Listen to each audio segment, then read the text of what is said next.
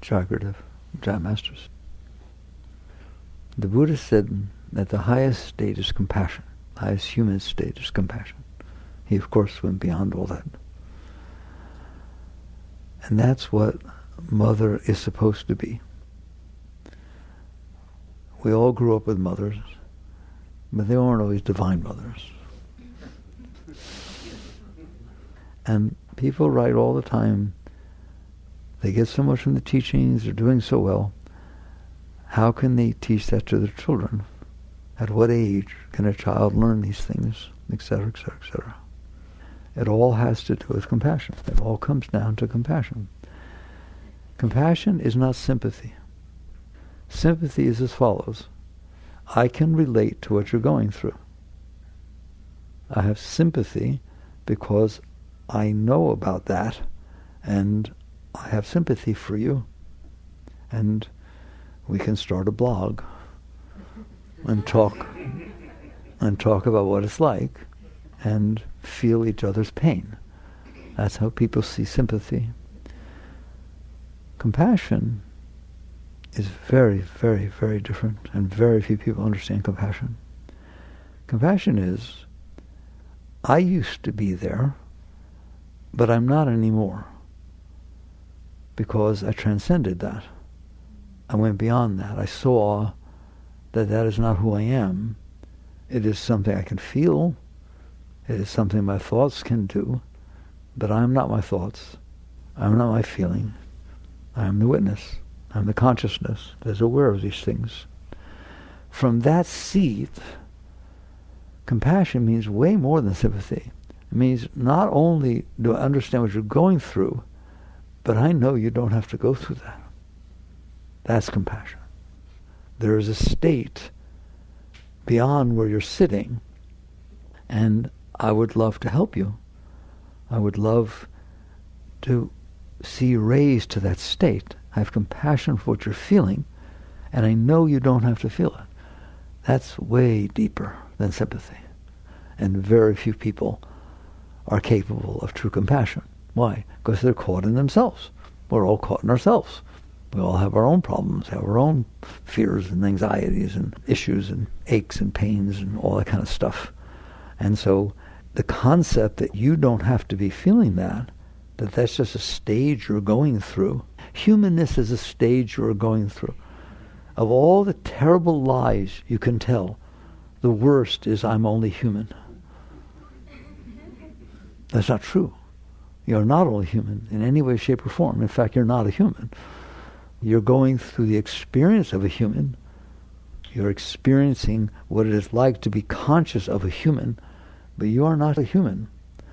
You're spirit, you're God, your consciousness itself. So compassion is very, very, very deep. It falls in line with judge not that ye shall not be judged. In other words, when you realize that you've gone through these things and other people go through these things, you don't judge. You're not looking at somebody and saying, you shouldn't be going through that. You shouldn't have done that. You're looking and seeing, I understand. That's what compassion says. I understand. But it says it very quietly. It doesn't encourage them. It doesn't enable them. It's not enabling. It's so deep it's hard to talk about. It's just basically, I see, I understand, give me your hand. That's compassion. At the end of the ox herding pictures, they're in the back of my first book, Search for Truth. And I put the ox herding pictures. It's the path from being lost to being found. And the last one is barefoot, with gourd in hand, he walks back to the town. And without the use of magic or mystical powers, he leads all in the way of the Buddha. It says, with a grin on his face, without any powers, any mystical nothing. In other words, he went beyond, he understands, and his presence helps. His or her presence helps. And that is the highest teaching. People ask all the time, what can I do to spread the teachings? What can I teach my children? Be the teachings. Become the teachings.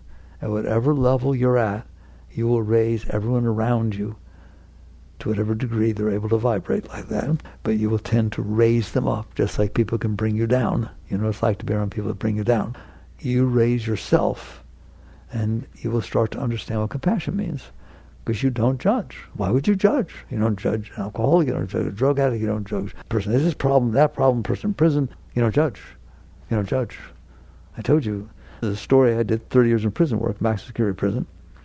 And one particular morning, they didn't call all the cell blocks. It's funny, I could only get in because, they have to let religions in. And I'm not all that religious. And so I said I practiced Buddhism because I was doing Zen meditation. So it was really freaky to walk up to those gates through all the razor wire and 3 gates, and all of a sudden you hear, Buddhists! That's when I was the cell blocks. Buddhists! But one morning, they didn't call out very loud or whatever to the different cell blocks. And only one person showed up. And I never, ever asked any of the men who came why they were in there. I didn't care. It had nothing to do with it. They were all very, very receptive to teachings, very receptive. And it was a nice class, and they were very regular. And this person had come before, but I didn't know them. They didn't come all the time. And so I'm sitting there, and I'm in there with this one person. So we talked. What am I going to do, give a lecture? And it turns out he was a serial killer. And he had, obviously, serious problems. And now I'm sitting face to face with him, sitting down. And one thing he said to me, I'll never forget. He'd been in for a long time, obviously. And he said, I've been to, imagine I was a psychiatrist and psychologist and therapist and things I've been through and every single thing. I said, why do you come to my class? And he said, well, because you talk about something that lets me know that you understand what I went through and what goes on inside of me. You talked about the Shakti. You talked about this energy that can rise up inside, and that is so beautiful that, it's the meaning of life. I never felt that unless I was doing this. I just never felt it. I never felt it in love. I never felt it in friendship. I never felt it in anything. And I was so totally lost. But somehow, when I did this act, I became filled with energy, filled with enthusiasm and encouragement, whatever, and then I'd come down and I just ruined myself for what I'd done. Now you understand compassion. If you understand what it's like to be blocked, extrapolate that out to how blocked somebody can be. If you understand what it's like to feel love when you haven't felt much, understand what it's like to have somebody compliment you when you're not feeling well and feel the energy rise, what would you do for that? So this poor soul was locked into a energy system that was the only way that he could feel anything. Is it right? No. Does he belong in prison? Yes. All right. But now do you understand compassion? So when you sit there with that person, I didn't judge him in any way, shape, or form. I understood. I've felt what it's like for energy to open up at times that were not so appropriate. We all have, haven't we? Okay? And so here you just take it to the extreme. That's what you're doing. So you feel compassion. You don't feel sympathy. You don't judge. You just have compassion. And here's a soul that was lost. And he was doing better, obviously. That's as close as I can come to tell you what Christ meant by judge not that you shall not be judged. Let you without sin throw the first stone. You're thinking that little. It goes the whole way. Once you get past your feeling of repulsion because you're with this person who killed somebody, or a drug addict, or somebody who did things that are unacceptable to you, and you have that. When you get past that, you get past yourself, you can live in this world with compassion. You can live in this world. So many terrible things happen, don't they? All the time. Come on, just read the paper. You don't have to read the paper. It's all around. Are you going to get angry? Are you going to feel terrible and closed and out of place and this is terrible? Or are you going to feel compassion? We're having a deep talk. Because the same situation outside, if it hits your stuff, will make you judge. It'll make you not want to be here, make you do all kinds of stuff inside, and maybe even outside. Like that person, I was up in Tallahassee a long time ago, that killed a doctor that was performing abortions because he believed in the right to life. That's what it can do to you. because you have problems, it hits your problems, and you judge it tremendously, very strongly. Anger, kinds of stuff, righteousness, because you have this way that you are, and it's not that way. And then you can either mentally, emotionally, or physically do very unbelievable things. And isn't that what the papers show all the time? These people go in and you can't even talk about it, right? So what are you going to feel? Anger, repulsion, hatred, or compassion? But having a deep talk on Mother's Day, Christ taught compassion. He said, it was said unto you an eye for an eye and a tooth for a tooth, but I say unto you, resist not evil. That's compassion. Why? If you resist what you can't handle, it runs your life. So therefore that guy goes out there and kills somebody. Why? Because they can't handle themselves. They can't handle what's going on inside themselves. They need to somehow try to stop it so it doesn't bother them. Understand that? You all do that. You judge, don't you? And you seem reasonable to judge. Well, of course, that's wrong. They can't do that. Okay, just look what it does to you. You can judge if you want to do all this stuff, but look how it makes you feel. You're not bringing anything good into the world. You're being the same as everybody else, getting angry and upset and everything like that. Why don't you understand that people go through what they need to go through, and this is what happens. Those are the real teachings. And they're beyond what human can do, aren't they? Human judges. Human has their own stuff, and they believe in it, and they hold to it, and anything that doesn't match it, they are repelled by it, they're repulsed by it, and they fight it, and they resist. If I said unto you an eye for an eye and a tooth for a tooth, but I say unto you, resist not evil. What does that mean? It means if you resist it, you become part of it. The more you hate something, the more it runs your life. That's what you're doing. It's like, how deep are you willing to go? In the deepest state, where you have to go if you want to transcend yourself, you understand that if I can't handle it, it will run my life. Those words, I can't handle that. I can't handle what that serial killer did. I can't handle what this person did. I can't handle what that person said. I can't handle what that person's doing. I can't handle I can't handle what you believe. Whoa. How can you believe that? I can't handle you can believe that. How can you vote that way? In other words, you have your way, and you can't handle that somebody else has a way that's not yours. That's what you're saying. Anytime you say, I can't handle that, you're saying, I have my way, and my way is right. And you didn't fit there, and you were wrong. Guess what? That ain't going to get you any worse. The truth of the matter is, you have your way, she has her way, he has his way, and no two ways are the same. None. I've taught you that before. Don't you go out to look for your soulmate. Why? There is nobody out there that is anything like you. Why? Because psychology teaches you that your mind and your emotions are the sum of your learned experiences. They don't bother saying mind and emotion. They say you are, but we're spiritual. We know who you are. You're the one who notices that your mind and your emotions are the sum of your learned experiences. You're the witness. You do notice that your mind talks about the sum of your learned experiences, don't you? Somebody said to you something yesterday you didn't like. What happens when you walk toward them today? The sum of your learned experiences start coming up. Yesterday, before they said it, you were fine seeing them. Your mind said one thing. Now your mind says something else. Okay? That's what it means, the sum of your learned experience. You don't realize how real this is. We're so caught in ourselves we can't see. Everything your mind is doing, everything your emotions are doing is the sum of your learned experiences. And they don't always line up, and so you get confused. You had experiences with one person that made you feel really close. You had an experience with the same person that made you feel terrible. Now when you see them, which is it? I don't know, I'm conflicted. I love it. Of course you are, because your mind is a computer that has picked up the sum of your learned experiences. And you are in there trying to be okay. You're in there trying to be okay with all this stuff, diverse experience that you've had. And so you build a self-concept out of the experiences. You put them together. I'm the one who did this. I'm the one who's good at this. I'm the one who failed at that. I'm the one who got really embarrassed when that happened. You just take little pieces of all your learned experiences. You glue them together. And you say, this is me. That is what psychology means, a self-concept. It is something you glue together based on the experience that you've had. It's not who you are.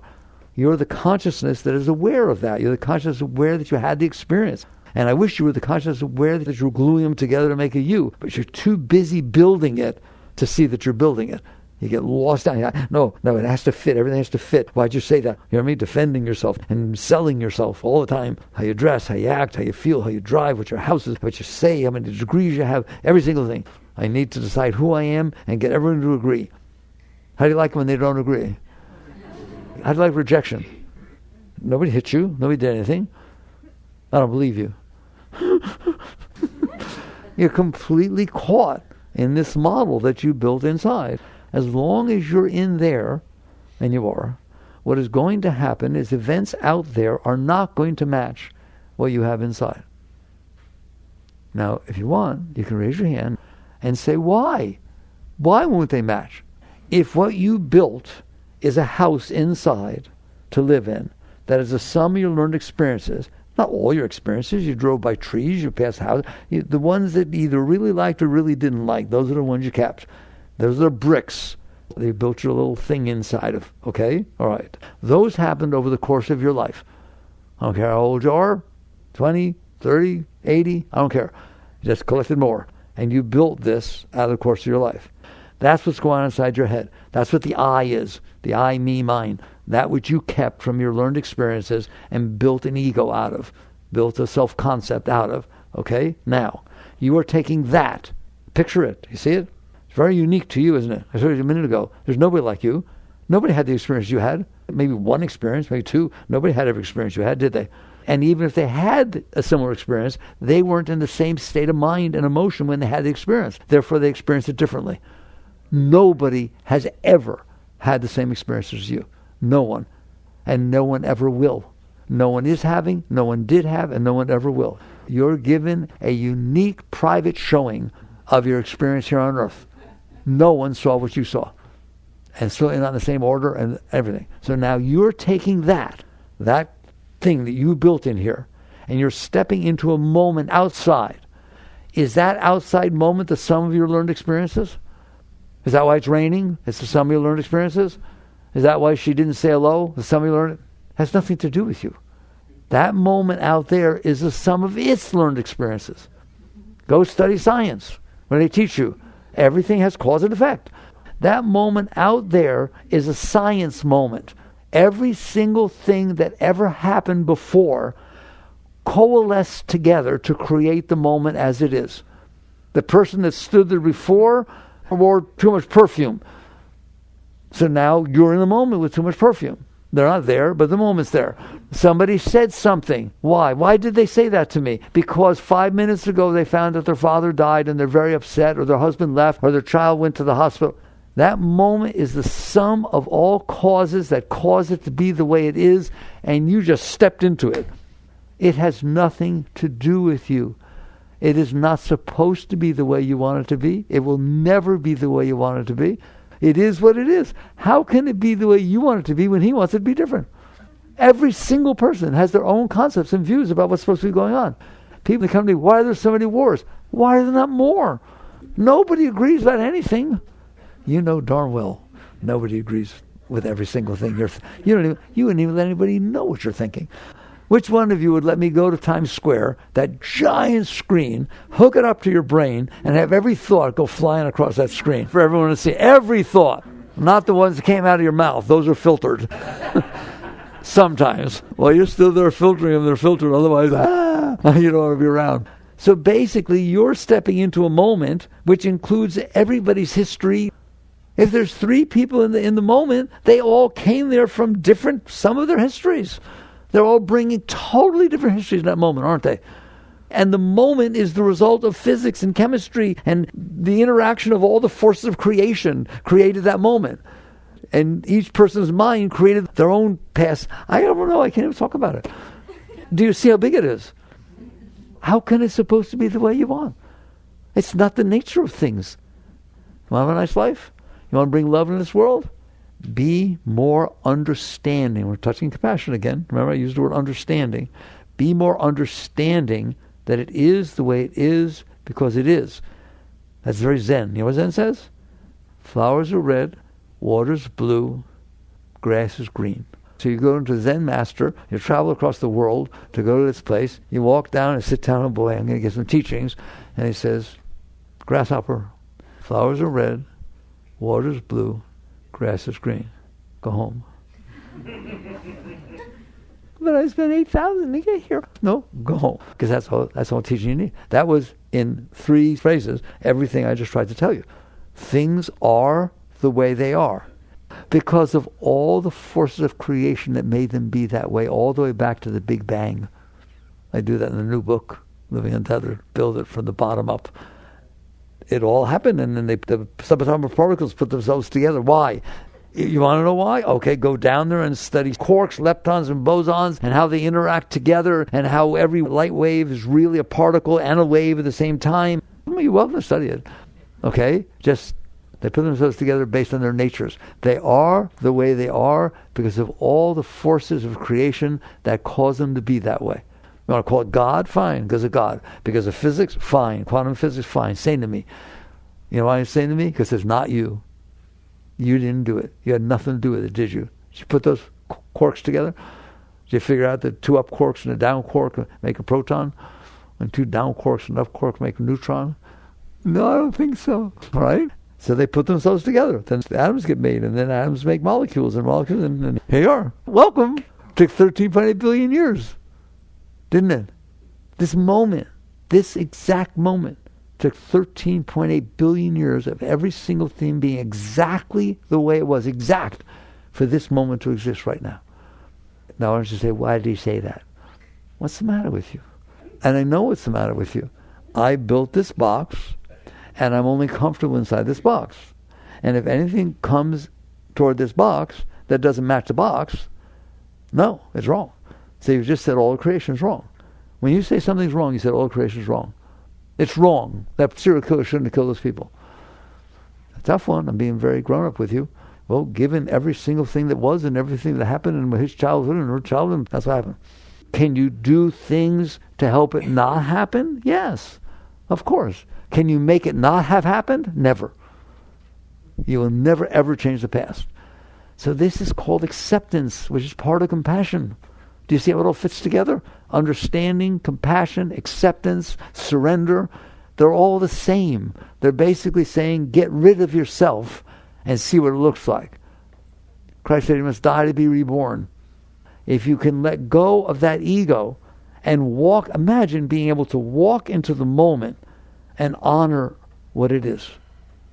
To honor that it is 13.8 billion years of every single thing being exactly the way it was to create the moment that now exists. Wow. That's called clarity. That's called transcending the personal self. And that's what compassion is. When you have done that, that's why Buddha says the highest state. Dalai Lama says the same thing. But Buddhists teach that very strongly. The compassion is the highest. Why? Because in order to be in that state of compassion, you have to have let go of yourself. You can't walk into this moment and you be there with all your garbage and feel compassion. You can feel sympathy. I went through that too. Yeah, my wife also. I know just what it feels like. All right, fine. Just another brick that you built your ego out of, and somebody else, you can relate to somebody else. But compassion, you can't be there. All right? You can't bring your stuff into this moment and realize that the moment is perfect. There's another one that I say that you don't like at all. The moment is perfect. What moment? Every moment. It is the perfect result of all the force that made it be the way it is. I'm going to repeat that to you scientists.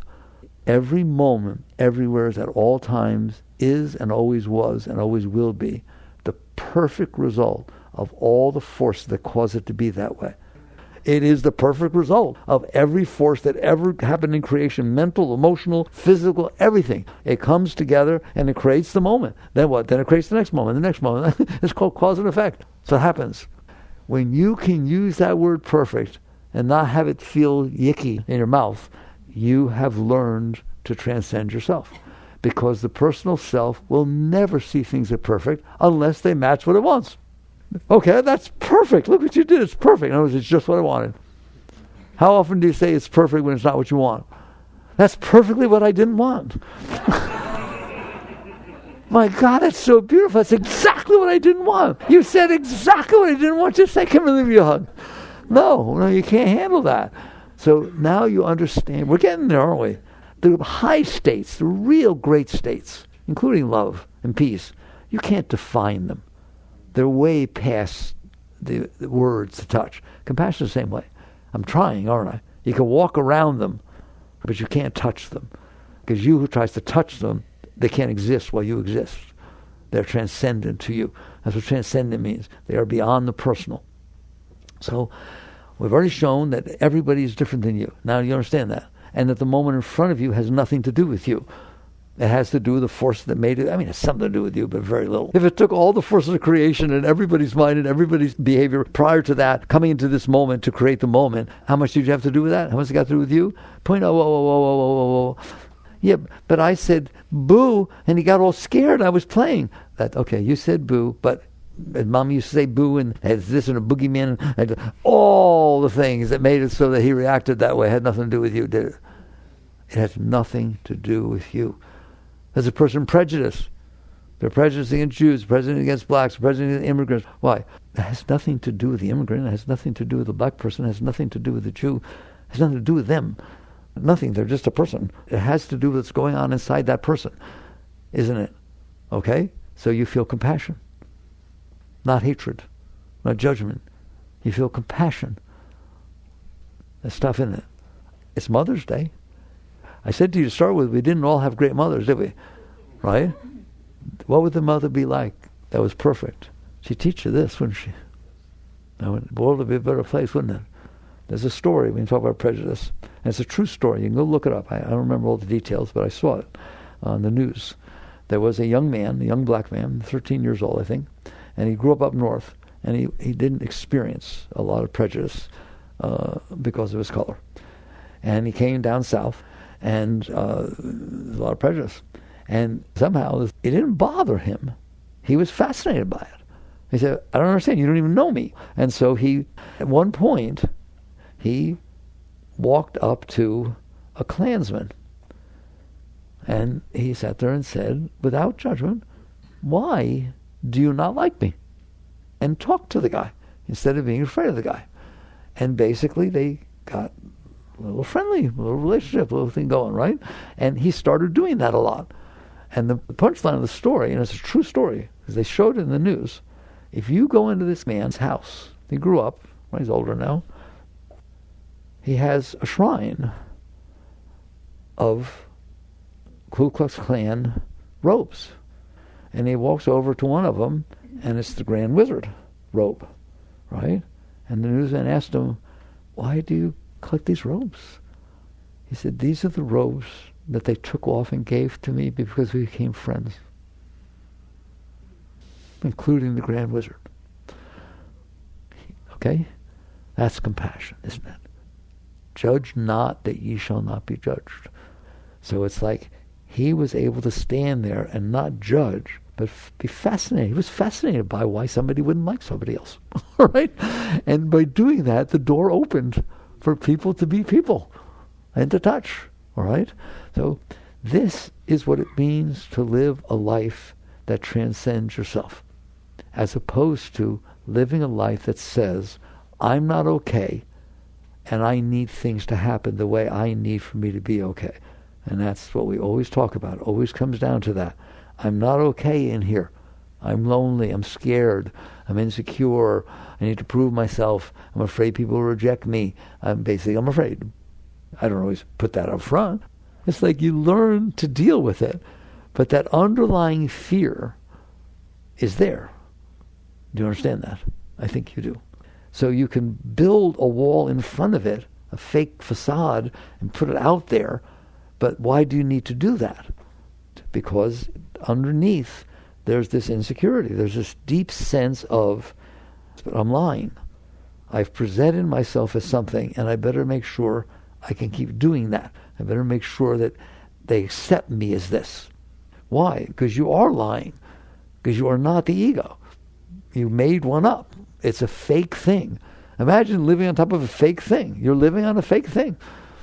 Christ said what? Don't build your house on sand. You built your inner house on sand.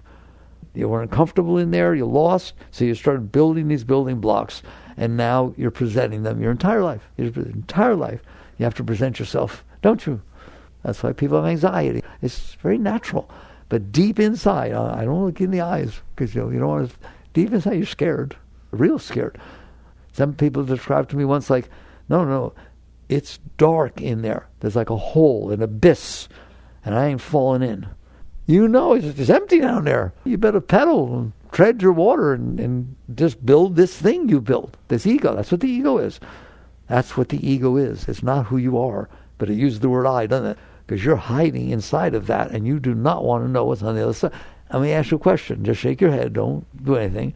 Has it ever fallen apart in there? Has anything ever happened in your life that was so unacceptable and so strong that you were completely lost and there was no place to stand and you felt like, I love you, so I don't want to say I'm glad, but I'm glad. Because that means you understand. That's not okay. That's not how to live your life. If I'm representing the Divine Mother, there's no way that that's how you want your children to grow up, is it? There's no way you want that kid to have to suffer and struggle their entire life and be afraid. Yes, of course, you want them to be strong. That's what society teaches it. Teach them to be strong. Teach them to handle things. In other words, because they can't and they're not, fake it. There's a deeper state than that. There's a much, much deeper state than that. What does that mean? You don't need that facade. You think you do. You think you do. The reason it is dark in there is because you blocked it. There's nothing but light in there. Now will be Divine Mother. There is nothing but light in there. Where you see darkness, it's blinding light. It's God itself pouring up inside of you. I was in the Spirit of the Lord's Day, the rush of holy waters. That's what's down there. Why don't I feel that? Because you blocked it. The sun is always shining. Well, why don't I see it? Because you put clouds between you and the sun. That didn't stop the sun from shining. And I always teach this.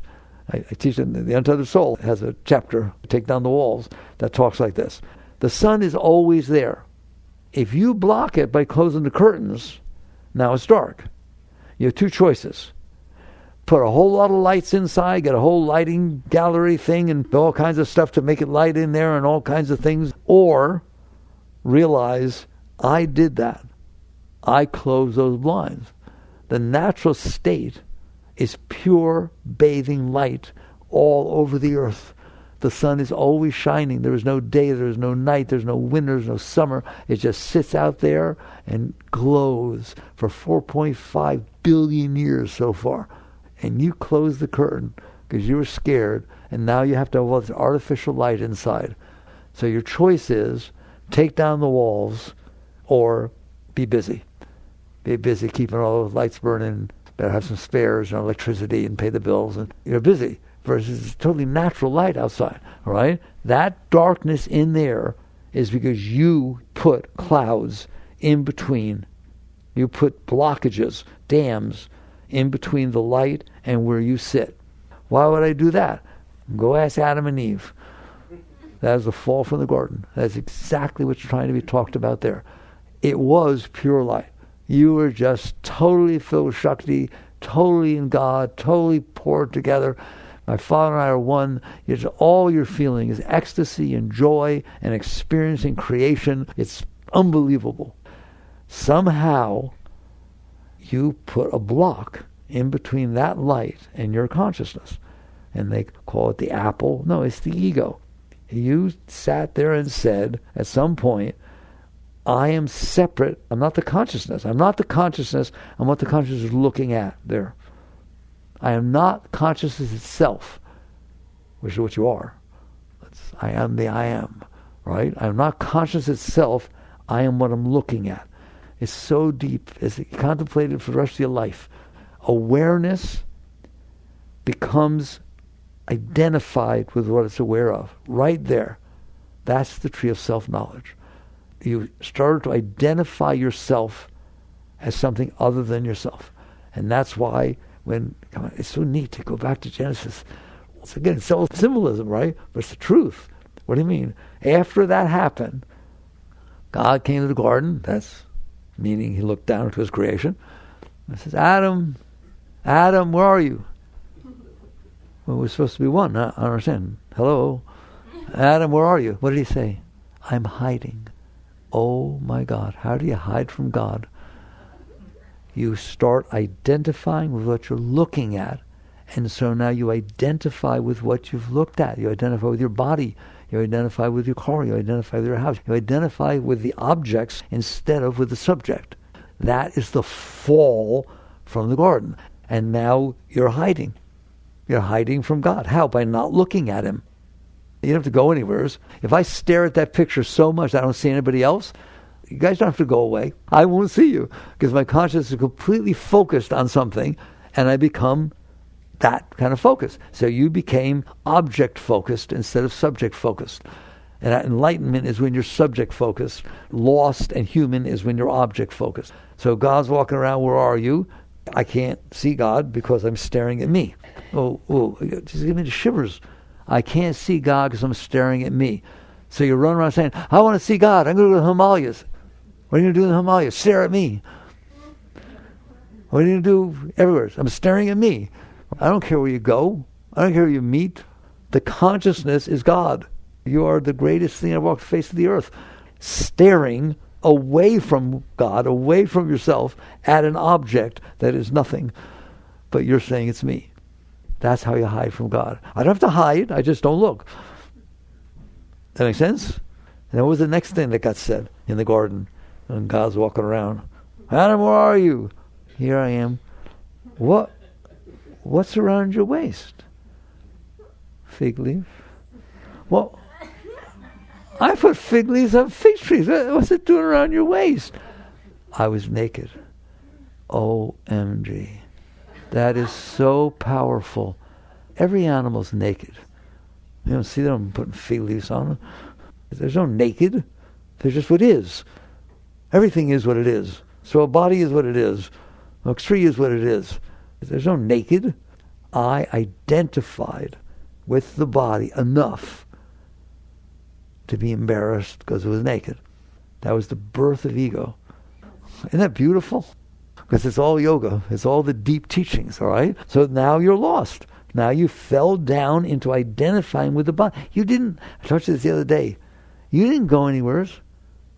You don't have to go back to God. You never left. If I sit in this chair and look at that picture, I didn't leave. My consciousness just focused on the picture. I'm still sitting in a chair, aren't I? The sun is still sitting there in space, but its rays shine down. It didn't go anywhere. You didn't go anywhere. Right now, you're where Christ is. You're it. But you're looking down. Consciousness can look at something, can't it? If you didn't leave, let's get that straight. That's how close you are. It's kind of nice to know, isn't it? That's how close you are. You never left. But you're staring down at this body. And so you stare down there, you identify with it, and now what happens? Not only am I naked, but I'm lost. I'm lost. So now I'm the body, so now I need to present it, and I need to be taken care of. So now you're busy. That's what he said. When you fell from the garden, now you must work by the sweat of your brow to be okay. Go check it out. Those are the exact words. Anybody know about working by the sweat of your brow? Every single moment. You're busy. Sometimes I'm okay, sure, if you get what you want. If everything matches what you made up of yourself that keeps you out of that hole, remember? What's the darkness? You're looking away from the light. Of course, if you look away from the light, it's dark. You're looking down at inanimate objects. They're made of atoms. There's nothing there. You're the light. You're the light of consciousness. You who's looking is the highest thing that could ever be. But you're looking down at matter. You're looking down, oh my God, at cars and things. It's hilarious. Bodies. Okay? So that's why it seems dark. If you look away from light, it's going to be dark. That's why you have a block. And now what are you doing? You build those blockages every day of your life. You sit there and say, I'll be okay as long as he loves me.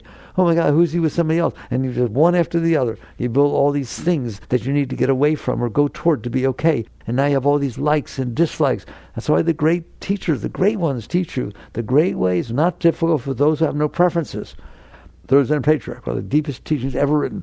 The great way, enlightenment, is not difficult for those who have no preferences.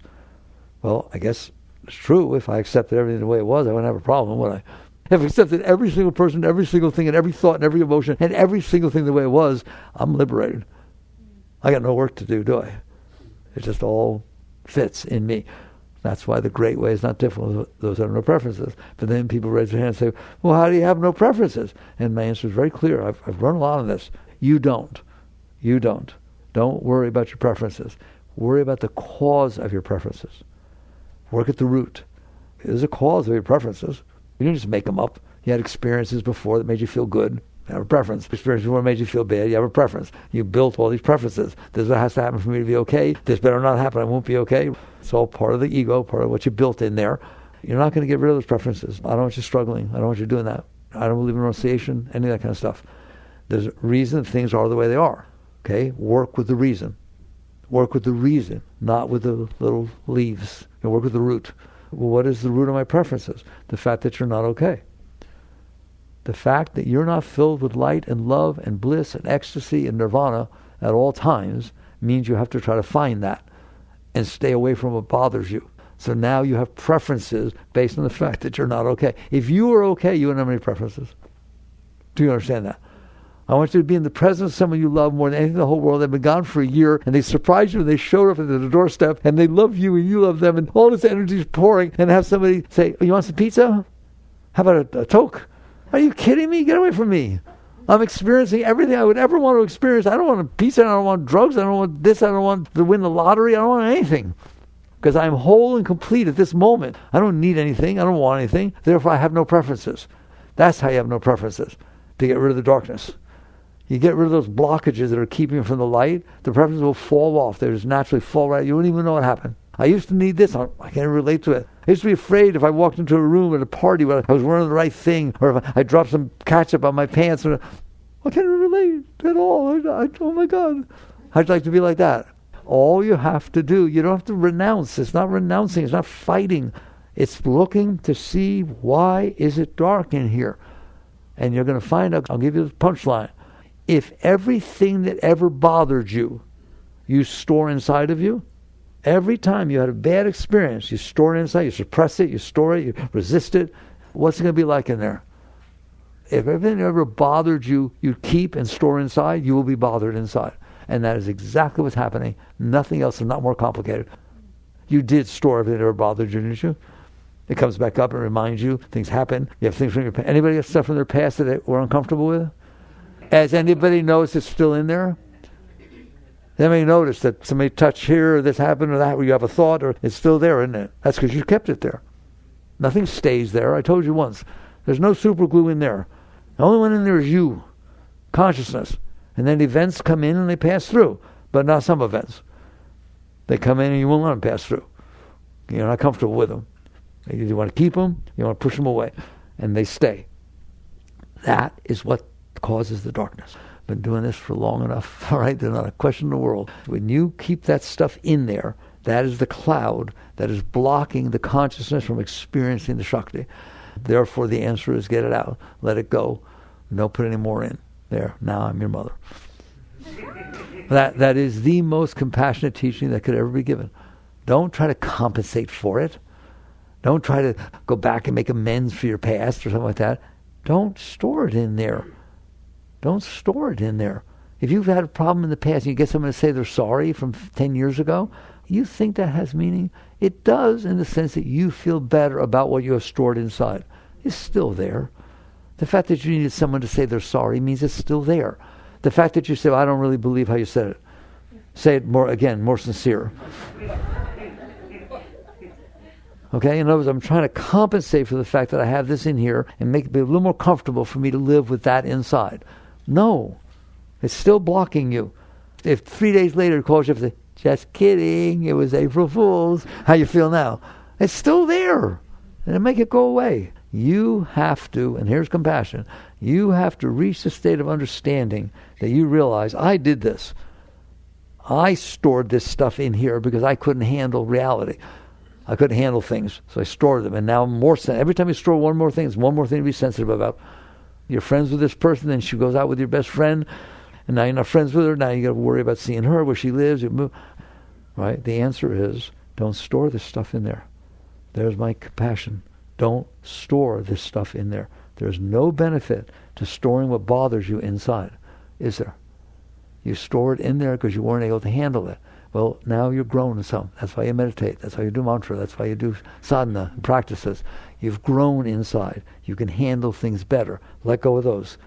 And then I'll just do it in 2 seconds what I always teach you, the ultimate compassion. Don't even worry about the stuff that's in there from before. Don't even worry about it. It's going to come up. You have to deal with it. Anyways, learn how to handle life. How? Start with the small stuff. Start with the weather. Start with the driver in front of you. Start with somebody said something. You weren't sure what here, ready? What do they mean by that? I don't know. Should I be upset? Yeah, I think I should. What's the matter with you? If that goes on inside, why'd they say that? I don't know. Should I be upset? No. If you get to choose, why are you choosing to make it a problem? Work on yourself. Work on letting go of the moment that's unfolding in front of you. I already told you, it has nothing to do with you. It's reality. Honor it, respect it, give it a kiss as it passes by, and do your best to relax in its presence so that it goes through.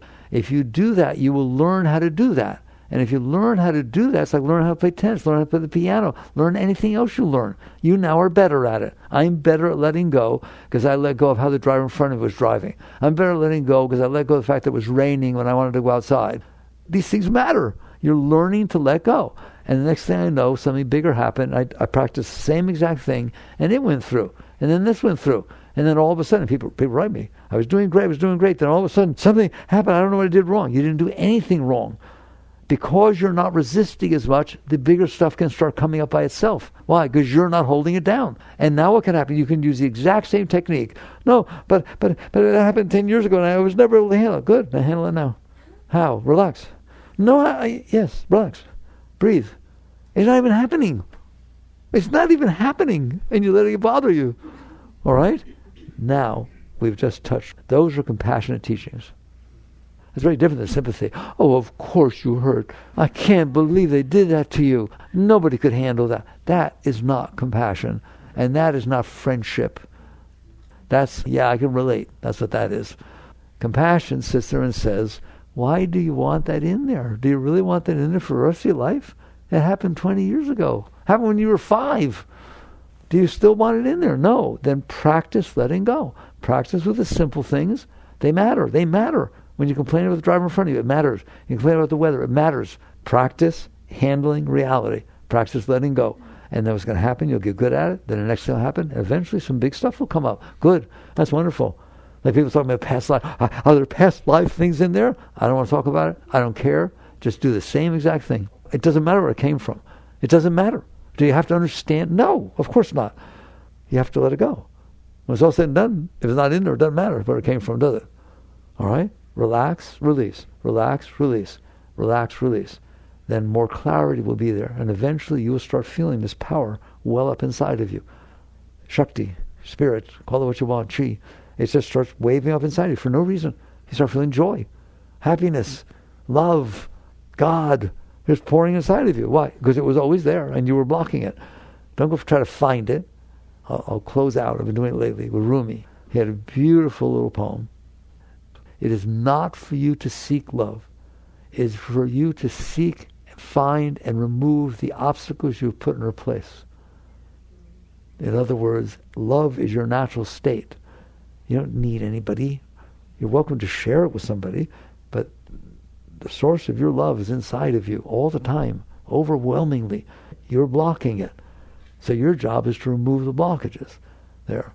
Now you understand compassion. You start feeling that love and joy and ecstasy inside, as the great masters did, like Christ, they look out into the world with compassion. You understand it doesn't have to be the way you guys are suffering and struggling and anxiety and all that stuff. It doesn't have to be like that at all. It's beautiful in there. You're the most beautiful thing ever on the face of the earth. But you don't know what I did. I don't care what you did. It can't change who you are. I don't care how big the cloud is that's going across the sky. It cannot change the sun. Nothing can change who you are. Nothing. All right? So you just practice letting go. So that's your Mother's Day talk. Jai Guru.